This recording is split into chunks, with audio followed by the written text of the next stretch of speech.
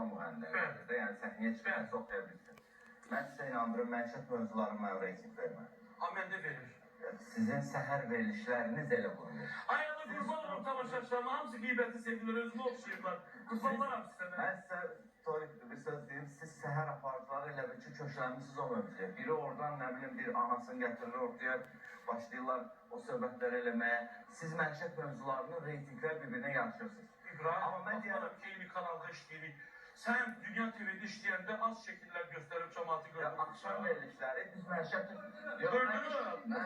Bilirəm, mən görmüşəm, ay balam, sənə Namikə Əzrub dərçəgil göstərdi. Yox, Gülnar xanım, olur sadəcə biz məişətə girmirik də, yəni məişət dediyim bu ailəsi belələrdir, bu belələrdir, 7-10 kişi ilə tanış oldu. Biz o mövzulara girmirik.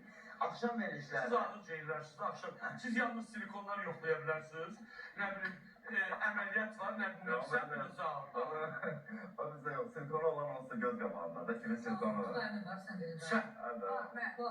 Sən? Xanəndələr. Hə, yox, yox.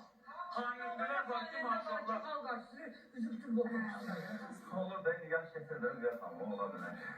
Niyə, bu üzrə bu tışırmaq olmaz? Niyə olmaz ki? Xalq arşısı dedim, nə ədiyyət var? Xalq arşısı olsaydı olmaz. Yox, yəni, yuxarıdakı xanəndələr, yəni, vurdurmuyor botoks. Mən deməli xanəndələr var ki, yəni, düzəltdim botoks. Yəni, baxın, Nəzakət xanım Teymurova bu yaxınlarda bir açıqlama verdi. Respublikamızın xalq arşısı dedi ki, hər bir gözəl xanım, mən bilirəm sən sizləri atırsan, mən də Torikam, çünki o vermişdi. Demişlər, bu, bir qadın gözəl görünməyi məşğuliyyətindədir.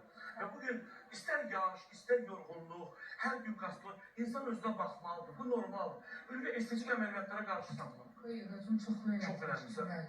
Yox, mən pis baxmıram botoksa. Yəni, insan yaşlananda zaten qırışlar düşür, yəni o lazım elətirmək. Ona pis baxmıram. Sadəcə Dulka deyir ki, xanəndələr eləmir.